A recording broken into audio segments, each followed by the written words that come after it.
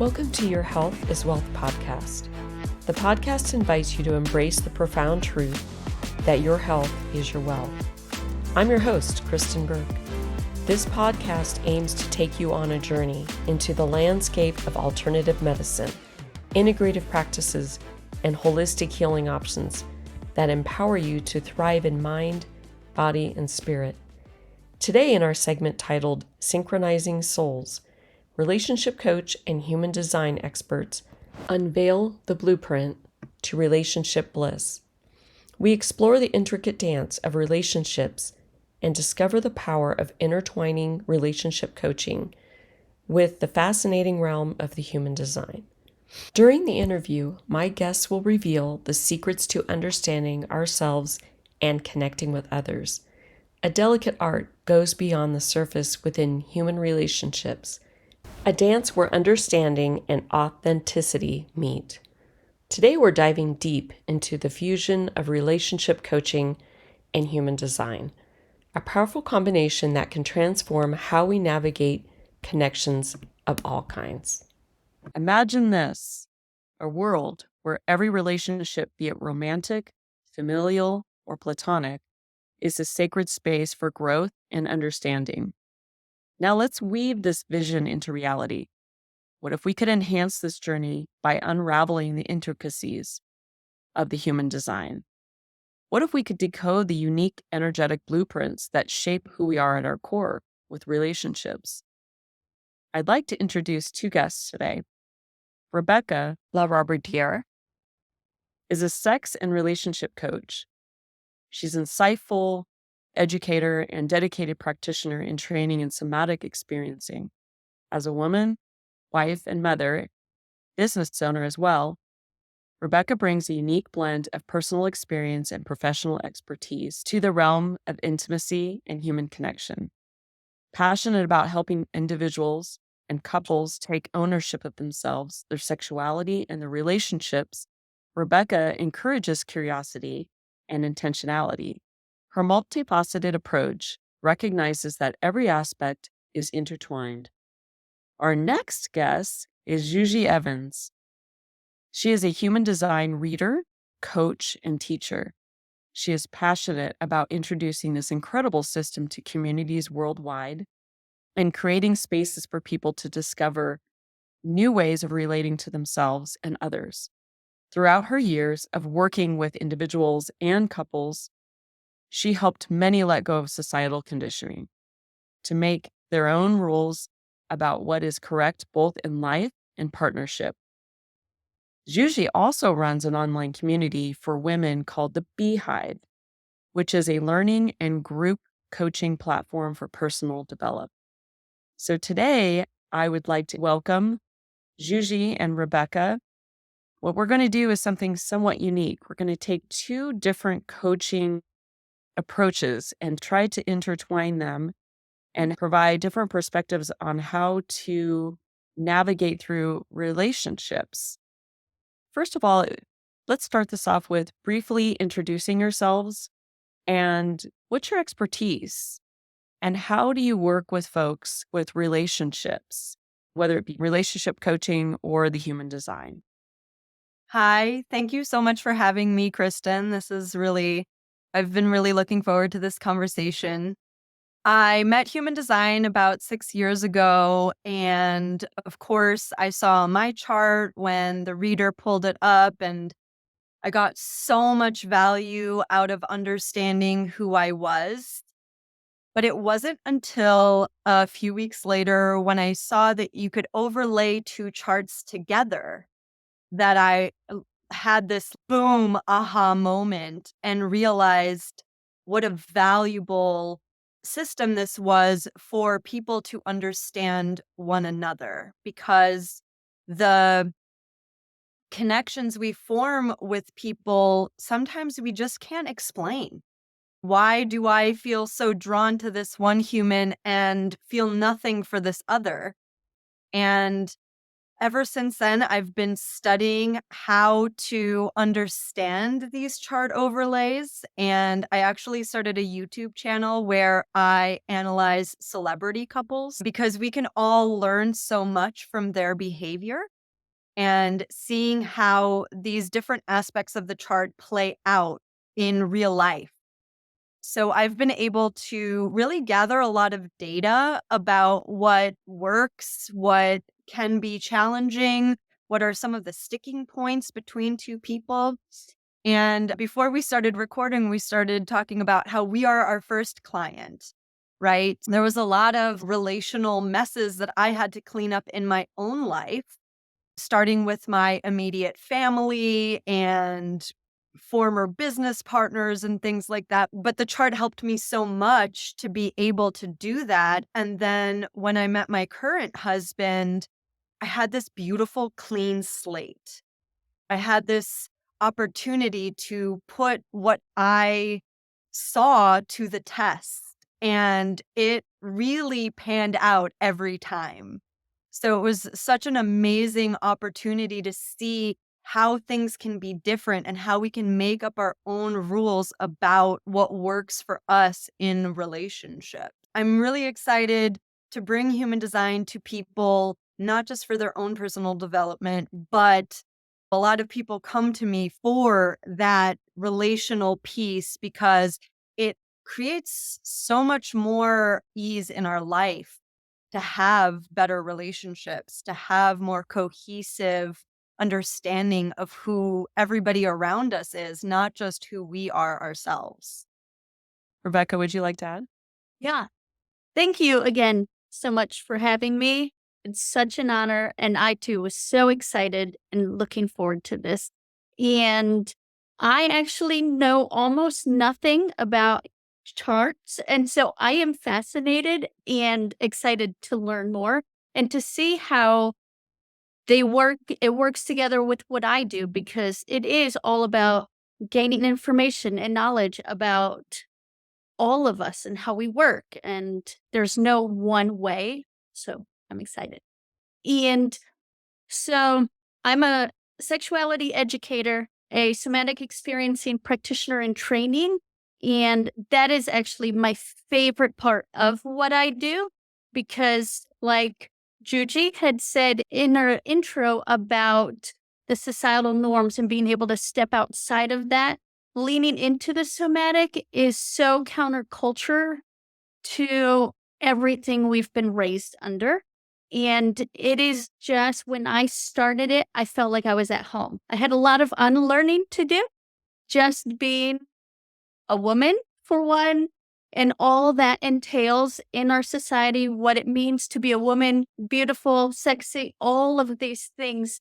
And so, with me experiencing that, like, it is my favorite thing to help people just to be present in their body and to figure out who they are innately, not because of their trauma responses or conditioning. And so it'll go nicely with the charts of just being able to figure out who are we.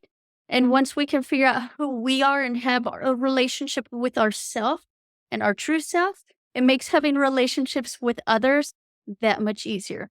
And oftentimes we don't know who we are because we haven't had opportunity or information or education. So that is very short of what I do. Thank you so much. That adds context with the two of you, with your background, and how this really is going to be very interesting to intertwine your background. I do have a question just so we can clarify. A lot of folks may have different levels of knowledge in regards to some of the terminology. So with somatic, can you briefly describe what that means? So it's ultimately how our body stores experiences or trauma. And trauma, when I use trauma, it's too much too fast for our nervous system to process. And so then that energy just gets stored. And if we aren't able to finish the fight, flight, freeze process, it gets stuck there. And so being able to recognize where is it stuck in my body and how do I release it and not continually be triggered by the same type of thing. Those things happen because your body's trying to finish that cycle. So it is helping people recognize where it is in their body and then release it and listen to their body and how they want to release it. So it's about being fully present in your body, which is very difficult today. Oh, yeah. Lots of challenges with that. And that you explained that beautifully. And it makes sense that if you store that energy in your body and you're not moving it out, that eventually will affect the mind. It'll affect our physiology. And that is why we do see a connection with stress and some of the physical imbalances or illnesses in folks. So thank you for explaining that. I appreciate that. Thanks for asking. Oh, yeah, of course. And also, if each of you want to ask questions of each other, pipe in at any time because that I want this to be organic on how it flows. Let's shift gears. Let's look at connecting the perspectives. And I'm going to start with you first, Rebecca, and then we'll go to Juji. So, how do your respective fields, in your opinion, looking at relationship therapy and human design, how do they intersect or complement each other? You kind of touched on this already, but maybe expanding on it. So, how do they complement each other when it comes to understanding and improving relationships? Because I don't know loads about human design yet and charts, but the little bit that I've gathered just now, it's with relationships, it's all about learning and understanding yourself and the other person and what works and what doesn't, and not betraying yourself or the other person in that process. Recognizing how we can overlap human design and just being who you are is going to be huge because we are designed and created for relationships, for community. And if we don't know how to do it well, that is going to negatively impact just about everything in our life. So, just having more tools to do life well and in a way that's true to how we are designed will be very beneficial. Agreed. Juji, Um, which perspective? I feel like what we say all the time in any sort of context around relationships is that communication is key, right? Being able to communicate your needs. What I have found with all of the clients that I have seen is that somewhere along the way, we created this person in our mind of who we are, and we've lost track of our needs. Yeah. We do not give ourselves permission to have the needs that we have, or we simply don't have language for it. So I'll give you an example. When I first heard about my own chart, I found out that I was a hermit. And what it means to be a hermit in human design is that you need a lot of alone time to recharge your social battery. But I lived in New York City. I was living with my husband at the time, and we lived in a one-bedroom apartment together. And so I was like social, social, social, social all the time. And I did not know how to communicate that I just needed my space and my alone time. And so what I would do, looking back in hindsight, was I would pick a fight with him so bad that he would leave the apartment to go for a run. And I would finally have my alone time. And I didn't know what was happening between the two of us. I had no idea that all I had to do was say, "Hey, honey, could you go for a run?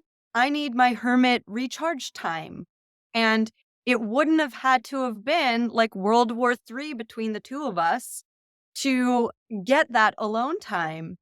And by the way, every time I tell somebody who comes to me that they're a hermit, they breathe this huge sigh of relief. Yeah, that is me. Mm. Yeah, I do need my alone time. And yes, people in my life take it very personally that I need that.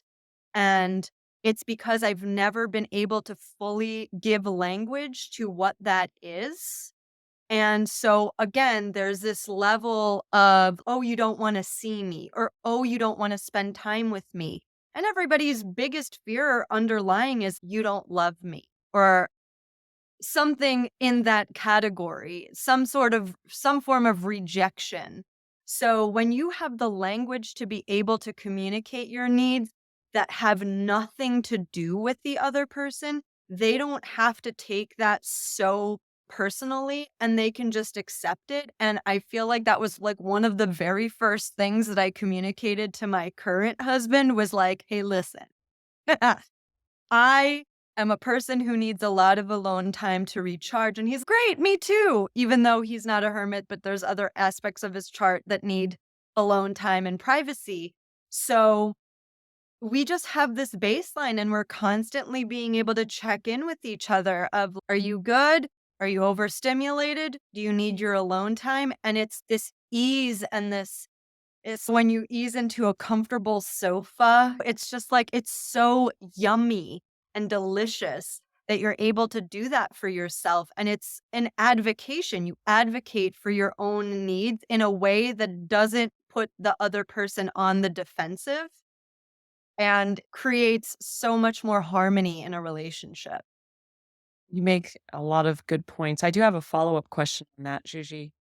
So do you think we don't always communicate our needs?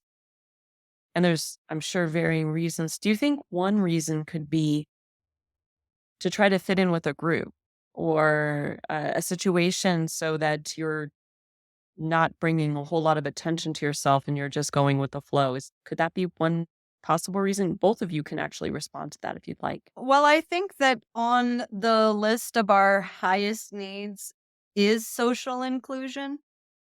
So the fact that we usually around adolescence start to abandon ourselves in order to create those connections with other people and not stir the pot too much is natural in a way. There's nothing that I would say that you can necessarily do to prevent that, although I do feel like human design is an amazing tool for parenting to help children and adolescents check in with themselves about what is true for them. But because connection and social inclusion is just a general human need, it's interesting that we allow ourselves to abandon the needs that we have in order to fit in, because that usually leads to feeling like we're not being seen or heard. It just ends up being something that you're used to, and you get comfortable in the discomfort. One of the reasons why human design is so powerful is because it gives you permission that, yeah, that was uncomfortable, right? Yeah, that wasn't correct for you. And it's okay that it wasn't. And there's nothing wrong with you. I think we're all very afraid that there's something ultimately wrong with us. So getting that permission that there was nothing wrong with you in the first place, you just needed time to recharge, is this amazing gift. And then when you start to be able to communicate that and feel in your body somatically, like Rebecca said, what it feels like to advocate for yourself and not be rejected in the process, to be able to show up as yourself and have people accept that about you is beyond powerful. Rebecca, would you like to address the question? Yeah, I just want to add because it's so true. And being able to accept all of who we are in our process, because it's trial and error. And so in that process, if we can embrace all of who we are, because we are told you're too much, not enough, all of these things, and you can be, oh, I am a lot.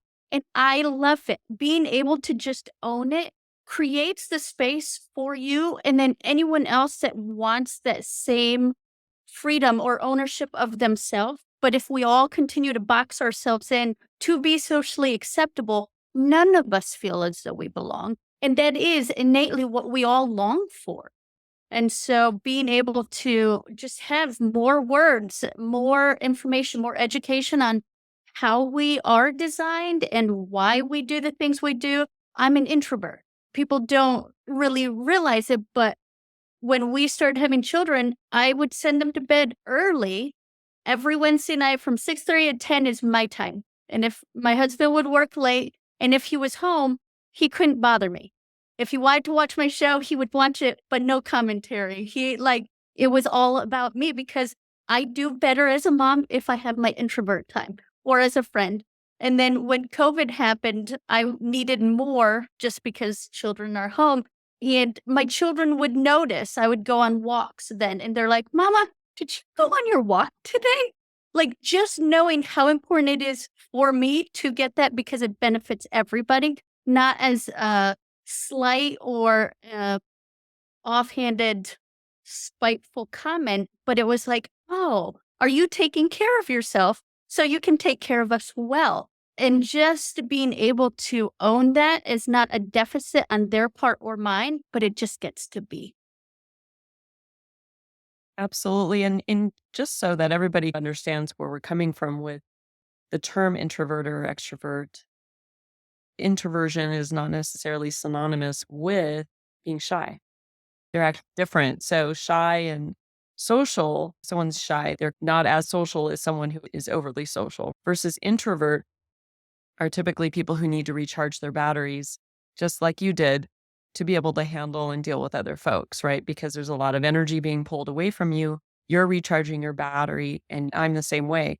It's alone time and grounding, going outside for walks, super important, connecting with nature.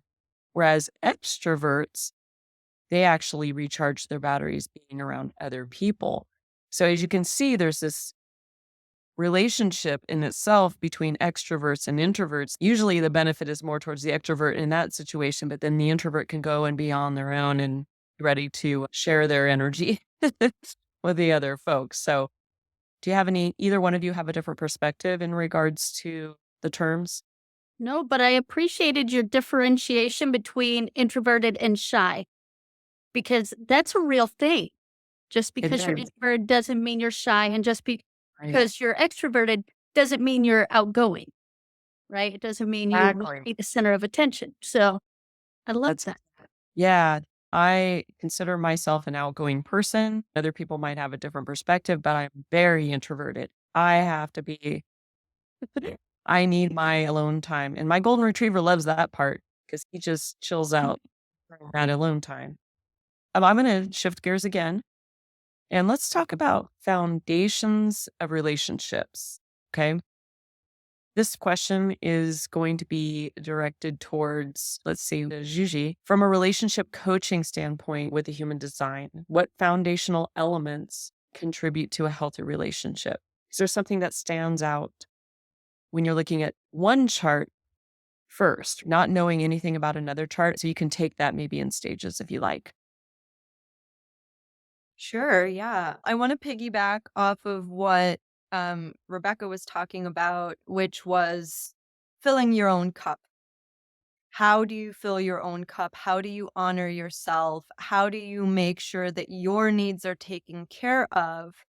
Because a lot of the time, the way that we have traditionally approached relationships is I'm at a deficit and I'm looking to you to fill that cup for me, and potentially vice versa. But a lot of the time, it's a little selfish, right? It's like, I'm at this deficit. I don't know how to self source some of this stuff. And so I'm looking for this external validation, this external love that's going to somehow fill those gaps in the way that I relate to myself. So when I'm just looking at one chart, I can see these are your potential gaps. These are the places where you feel it's not the truth, but these are the potential ways in which you feel like you are somehow at a deficit and you are trying to compensate in some way.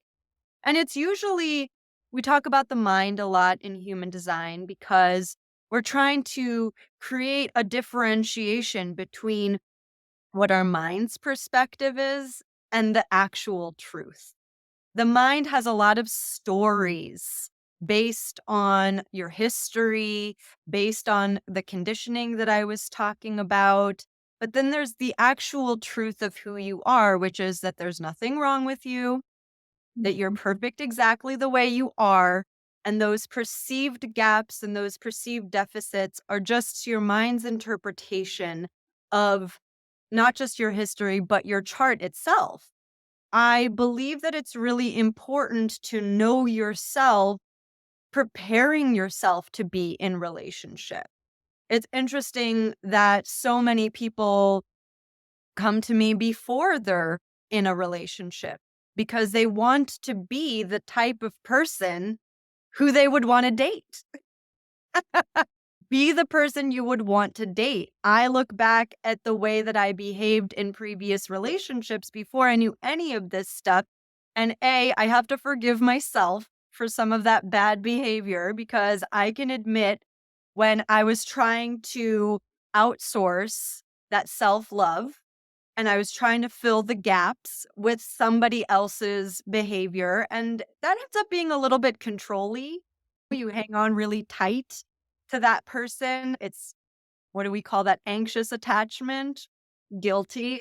But understanding the foundation of self-sourced love actually makes it so that you can pour into somebody else and give that person the best version of yourself. And I feel like that actually is what creates like lasting relationships, is knowing when two parties know how to do that. It's a little bit tricky, and I would love Rebecca's perspective on this because I feel like most of my clients are women. We are naturally very curious about ourselves and we're doing the work. And I love that.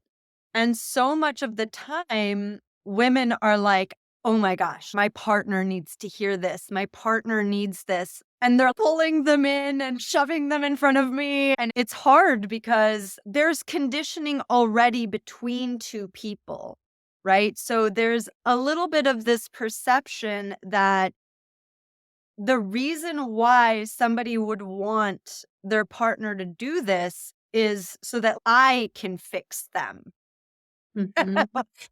I'm not here to fix anyone. I'm here to give you permission to be yourself. Yeah. But that's the resistance a lot of the time is you deal with this. So that's something that I always wonder about, like how you would approach that, Rebecca. That is an excellent question and so true. Like people be, oh, my partner, my spouse, they need to hear this. Great. They are welcome to come. But my goal is not to change you or them, but it's to help each person figure out who they are in the relationship because oftentimes it's a power struggle. And that's what we've been modeled. Like either one wins and one loses, or it's the other way. And then you both lost. And so the goal is to help them learn to lean into themselves and their strengths and realize that, oh, you chose that person because they have strengths that you don't. And you don't want them to become you because then you miss out on all of these things that they bring to the table. And so I use my husband and I as an example. I think we do parenting really well together, and we are very different types of parents. Right? I like more boundaries. Here are chores, you do them. This is amount of screen time, blah, blah, blah. And you don't get to question until it's actually done, but I have my reasons. And so you do it, and then you're allowed to ask why, and I'll tell you every single reason why, and it's there. My husband teaches them to negotiate, right? So they get to negotiate him all day long. And so in that process, they are learning how to read people. And with a boss that says, hey, you've got to sweep the floor. I don't want to. You can't do that. Or you won't have a job very long. But as an employee, you also need to learn how to advocate for yourself. And how do I get what I want that benefits the employer or that benefits the family unit? And so being able to lean into this is what you're really good at and this is what I'm really good at, instead of you need to come to my side because I see your strength as a threat to me. So that is how I go about working with couples that are like My husband needs it. If they would just do it this way, you didn't marry that person. And that's not going to work for you. And so just helping them shift that perspective that they get to be them and their spouse gets to be them, which is easier said than done. You're like, oh, that sounds so simple, but it's not easy. Great Because insight. we are afraid. We're ultimately afraid of being exposed, of not being enough, of not belonging. And when we start a relationship, oftentimes we didn't show them who we really are, right? And time spent, they're getting to know more and more. And so my defenses rise because, boo, I'm exposed and I didn't know this was here. And now you saw something I didn't intend for you to see. It's usually how it unfolds, not only with relationships, but as you pointed out, with the workplace too. And you made a comment earlier that would this be someone that I would want to date? But also it could be, am I someone that I would want to hire? Am I someone I would want to work for? So it goes into the workplace. You touched on a lot of things. I was going to go into communication, but you both have already beautifully intertwined that into your talk on how to read people. For example, Rebecca, advocating for yourself and all types of relationships. And really, it stems from understanding each other's communication style. How does your coaching approach help people understand how to communicate with others? I'll start with you, Shishi. Awesome. Thank you.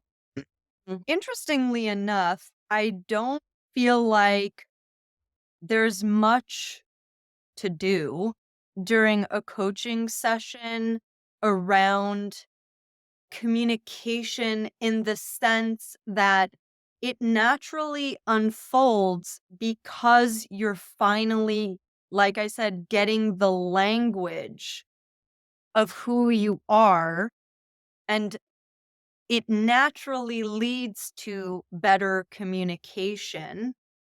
And I feel like the reason why people continue to come to me is because they need a reminder. You can't just hear this about yourself one time and suddenly become your own best advocate. Different situations need to arise in your life, and different patterns need to be recognized in order for it to really sink in order for it to really solidify in you. Because, like I said, you've spent most of your life, most of my clients, that's 30 to 40 years of being this whole other person, this avatar that you created. And like an overnight fix to have one reading and feel like you are now able to communicate what it is that you are and what you need. And not to mention, there's many layers to this, right? There's many parts of yourself that are working in tandem with one another. It's not just one or two aspects of you. And because we are so complex and multifaceted, there are what I consider to be contradictions in your chart. There's like contradictory parts of you that may not logically make sense, but they continue to appear. And so, to be able to understand these inherent contradictions, you're able to see yourself as more of a complete package instead of an amalgamation of what you've been told and who somebody else thinks you are, and break the cycles. That's what somatic experiencing, it's breaking the cycle. And by the way, I feel like when you first start hearing this stuff about yourself, even just the keynotes that are contained within human design can really trigger some somatic release in you, because it just is this aha truth bomb that lands in your being. And I have had many experiences in human design when something finally clicked for me and it was just this huge release, either I had a really intense cry, or I got sick, or something happened because it needed to move. Those old patterns, that old stuck energy needed to move. And it's not something that I feel is, again, an overnight fix, but it is this slow, beautiful meeting of yourself that happens. That's why I love it so much. The next area I wanted to touch on was navigating the differences. Usually, when we come together, whether it's a romantic relationship, a friendship, a work relationship, we usually identify very quickly those commonalities in each other. It's not until you get into the relationship, like you were touching on earlier, when you really show your true self, when the differences are more amplified or highlighted, rather.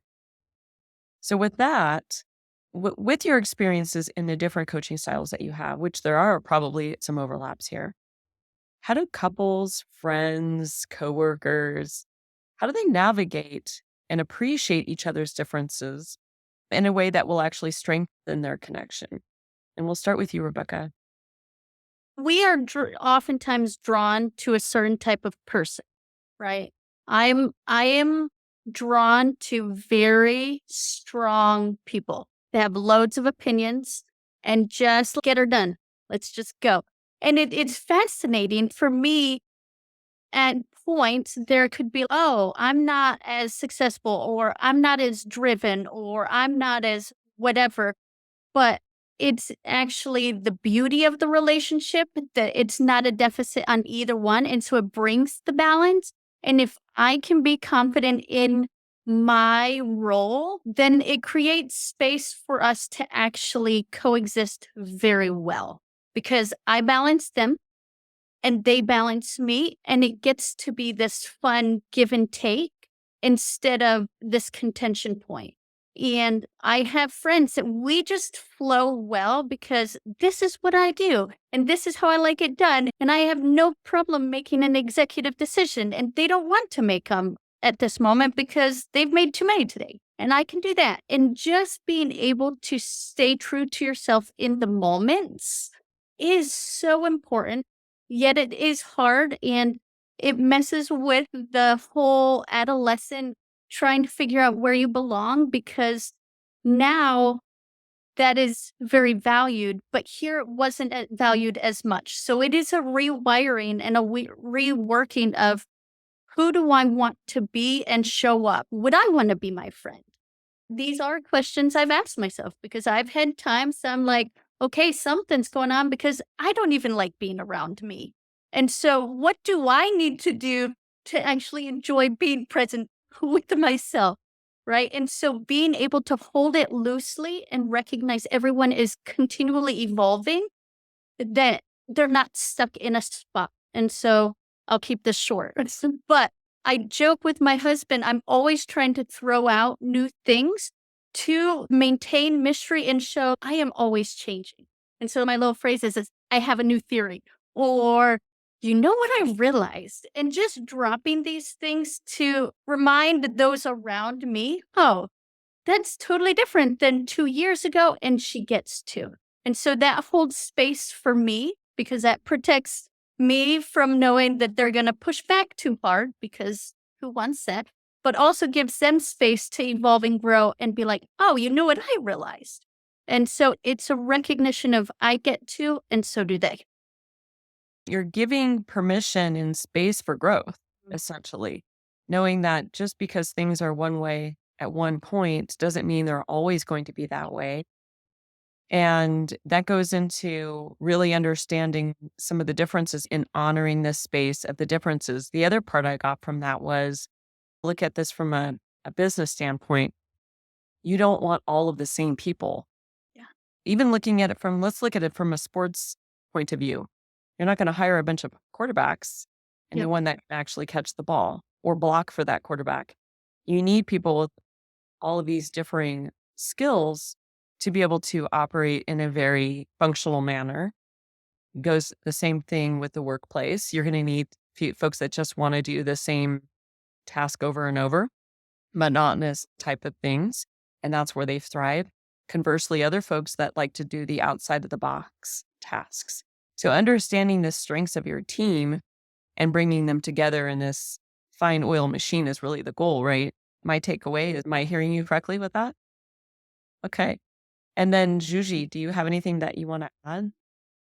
Yeah, definitely. Just real quick, I feel like I just want to circle back to what I was saying about taking things personally, because so much of the clashing between two people happens when you feel like somebody is doing something on purpose against you and take it really personally. That's what they're doing. And again, so much of our self-esteem is wrapped up in the other so that we become obsessed with changing that thing about them.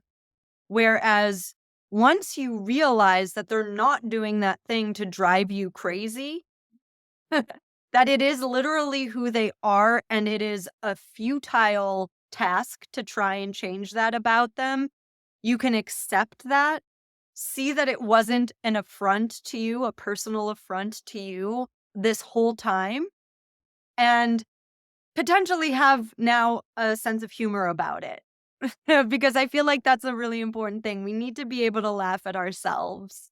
And occasionally I'll catch myself with my husband now just being like, that thing about your chart. Oh, that. Instead of being you always and you never and da da da da da da. No, nobody wants to be made to feel like the thing that comes naturally them to is wrong. So I feel that permission given to not just be yourself and be able to advocate for yourself, but to fully see your partner is so valuable. Agree. And I've experienced both sides of that. So that resonates. So now let's look at self-discovery within the relationship. So you both touched on this, that now you're in the relationship. Now you're realizing, Rebecca, you said there's moments where I don't even want to hang out with myself.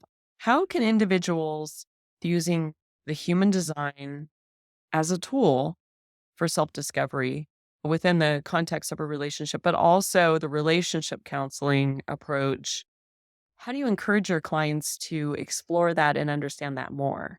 Not only about themselves, but the folks that they're interacting with. And we'll start with you, Juji. Well, I think that once you get into the groove of personal development, be that through human design or anything else, there's almost this, okay, I'm going to wait till I'm perfect to be in a relationship. And I feel like we've touched on the idea that relationship is a mirror. So I don't tell people to wait until they're the perfect version of themselves to be in these relationships. Oh, see the relationship as part of your growth. See it as part of get triggered. Get triggered. Only through that can you see where it is that you still need to work on yourself. And only through that can you see what parts of yourself are still very tender. Because what is that saying? I love this so much. I only recently discovered this quote that's heal yourself so you don't bleed all over someone who didn't cut you. Sometimes you're going to bleed all over someone who didn't cut you, but it'll show you where your cuts are. And being able to sit with that, not blame the other person, and actually be grateful to them for showing you where you still have work to do is invaluable. How about you, Rebecca? I do too. And like you said, you're talking about triggers. I actually encourage my clients because oftentimes we try to avoid them. And so then our world becomes very narrow because I'm trying to protect and never get triggered because it's a sign of weakness or whatever you believe. But for me, I was like, oh no, I want you to lean into your triggers because they create opportunity for connection. Because we don't know ourselves in this area if we don't lean in. Our partner won't know this part of us until we lean in. And so allowing them to be part of our process is actually a beautiful thing. And it's only them that get to actually deal with it with us. And they are part of the process. And then when you're doing self-discovery, development, whatever, one of the things I encourage my clients is to have grace for themselves and their partner because we wanted it done yesterday. If I'm doing this journey, I chose it. So I'm expecting some of the upheaval, the newness, the awkwardness. I'm expecting that. But my partner may or may not have agreed to it. And so I just upset their apple cart. And then if I get mad at them because I totally threw a wrench in our normal day-to-day life, that's not serving either of us. And so recognizing my newness is impacting them. So being able to have grace for myself and grace for them and not take on responsibility for their response because they get to. They get to have an emotional response to our own evolution, to our own new developments. And so that's what I would add because I agree completely with what you said. Yeah, and I like to highlight something, and you guys can correct me if you have a different perspective or knowledge. This is not necessarily my wheelhouse. I look at relationships different from connection. To me, relationships is how you move through space with another being. To me, a connection is, it goes deeper. So a relationship with a person versus a connection with a person, the connection is more to the soul level. I think that with the connection, there's that triggering that happens. If you're not allowing yourself to be connected to that person, the triggers may not really be triggers. It might be more of an annoyance and you just kind of walk away from it. Do you kind of see the difference with the analogy? It's more of a surface interaction versus a deep interaction. And those triggering points are supposed to happen because these are things from our shadow side, for example, that we've been ignoring for, if not all of our life, most of our life. And it's these convenient times, sometimes inconvenient times, where someone comes along and totally unexpected. You think, oh, this is a great day, moving to space. Someone says one word to you, and that one word just cuts deep, and they don't even know that they're doing it. But it's supposed to do that so you can release that energy that you talked about earlier, that you've stored for all that time that is affecting your physiology. And now it's coming out. Don't know how it's coming out, but one way or another, that's coming out. That's relieving that pressure. And now it gives you an opportunity to move, right? So it's taking stuckness and creating movement. So if either one of you want to expand on what I just said and provide your perspective, love that. I had a really intense response to what Rebecca said earlier about this personal development journey that you go on, and perhaps your partner didn't have any say in participating in that, or maybe they are participating with you. A lot of the times, what I see is before it gets better, the personal development journey turns into new weapons to use against each other. In human design, we talk a lot about the not self and the themes of your not self. And it ends up being this, that's your not self, or these accusatory things that go on between you when you are being triggered and when those big feelings are coming up. And maybe you guys had like little knives before and now you have bazookas because you're starting to see the other person for who they truly are. And because you're still hurting, because there's still parts of you that are still really hurt because of the conditioning that you've had, you're now using these bazookas in order to what you feel like is like even the playing field between yourself and your partner. And I always say, like, the only way out is through. So once you get through that really uncomfortable trigger time where you're not this open wound walking around, this exposed nerve that gets triggered at any little thing, it can become a really amazing tool, but I've definitely seen it be a weapon before it's a tool. So just something to file away and know about yourself when it comes to this kind of personal development. Yeah, and I think that makes sense with a weapon is those types of things occur when they feel vulnerable and they have a hard time being vulnerable. And that relates to confidence and how connected you actually are with yourself. And so for folks that are connected and those things happen, those wouldn't be looked at as necessarily threats.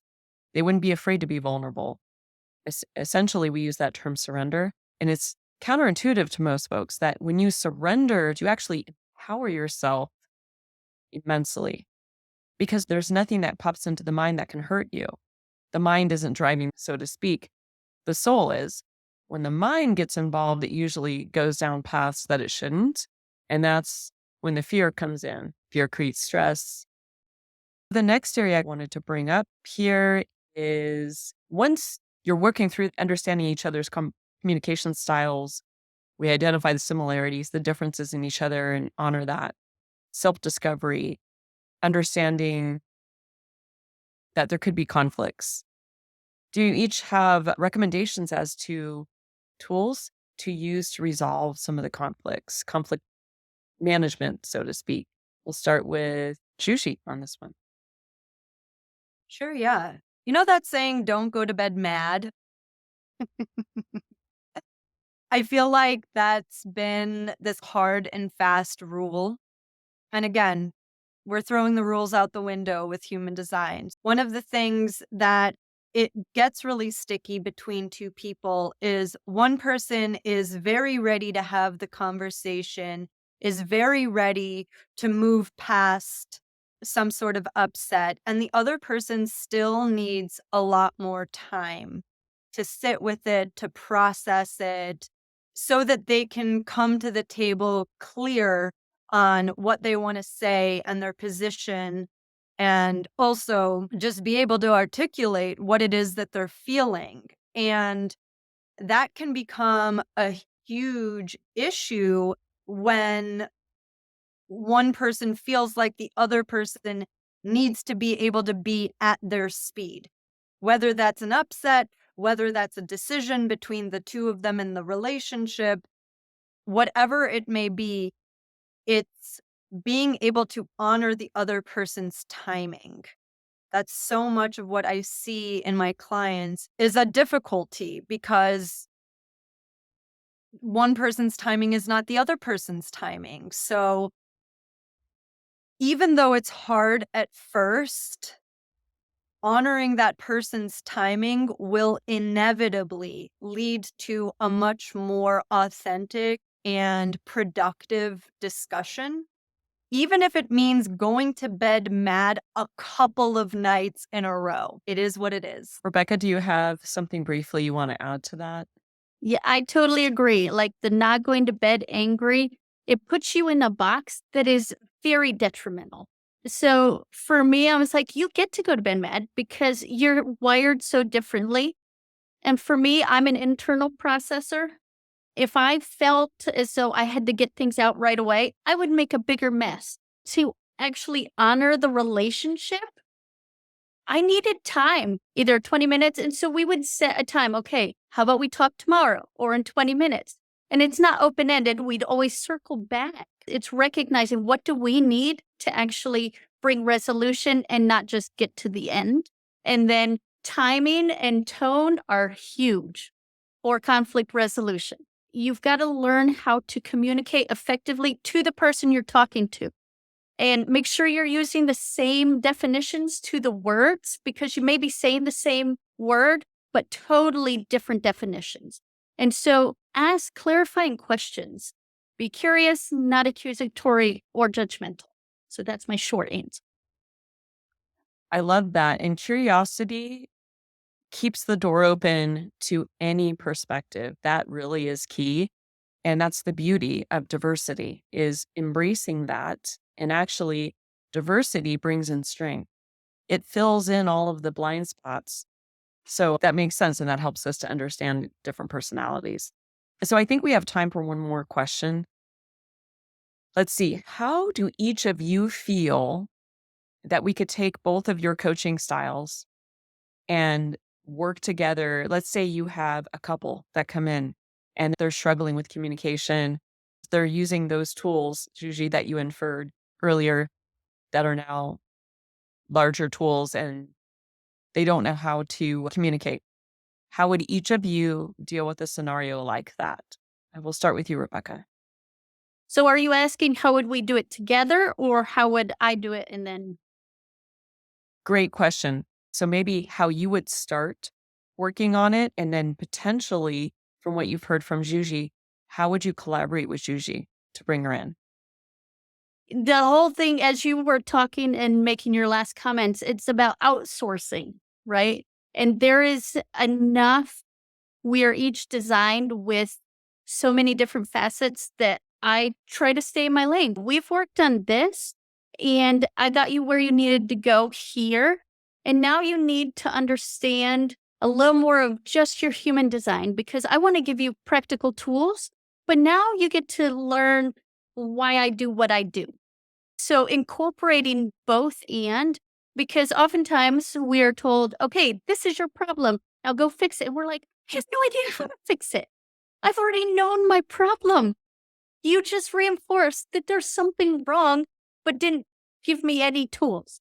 And so giving practical steps and tools actually help get you to where you want to go. And then understanding why do I do what I do and the motivation behind it, which we don't often do soul searching to find out. So why did I get triggered? Why did I respond this way? Just like that's just how I am. But is it really just how I am? Or am I trying to protect something or be something that I'm really not? And so that's how we could definitely work together of just understanding this gets to be you and it's good. And then here are some practical tools to optimize this and to live in the world we live in.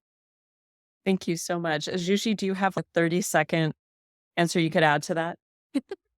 Yeah, I feel like as we've been talking about the tools that we have, both Rebecca and I have been nodding our heads like things. So we're definitely on the same page in a lot of ways. And I feel like what she just said about the permission and layering that as part of somebody's development in a relationship, because I'm always encouraging people to have the somatic releases that are necessary in order to free up that energetic space within your body. That would definitely be something that I would want them to explore with Rebecca because I'm very much a talking it out person.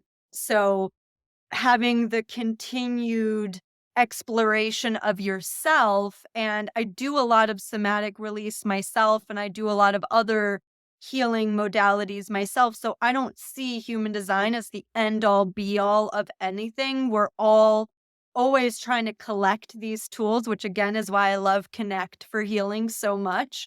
So it's really about being able to see her as a support instead of my competition in some way.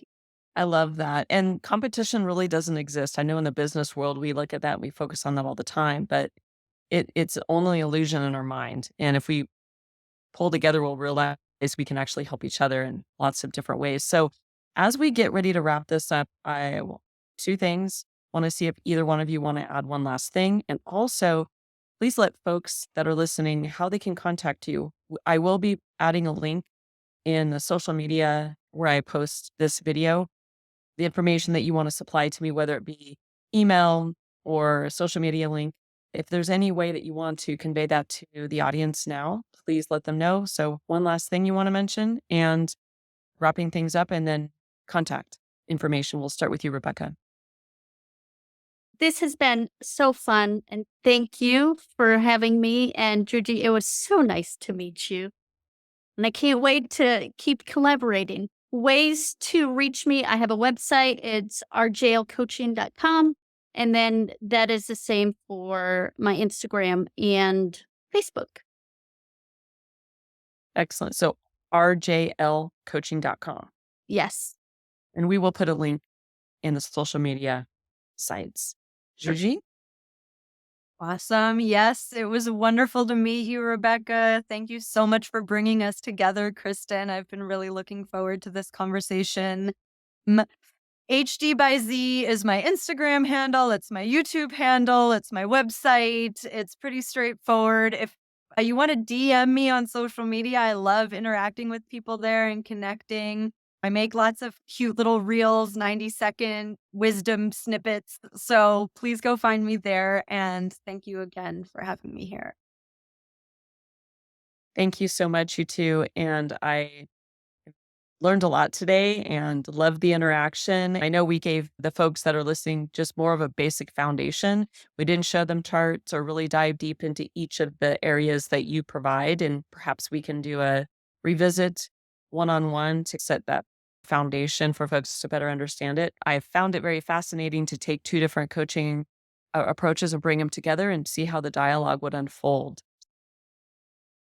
We are interested in feedback on our episodes and learning what topics you may be interested in for future episodes. Please follow us on Instagram, Your Health is Wealth Podcast. Also, our website, yourhealthiswealth.com. And is spelled with a Z instead of an S for yourhealthiswealth.com. The link to the website is also found on the Instagram bio as well.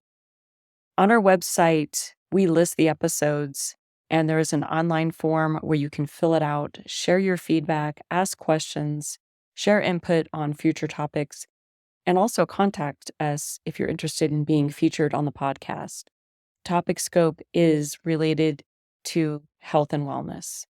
Thank you very much for listening to our podcast today. This is our very first episode, and look forward to more. Have a great day, everybody. Take care.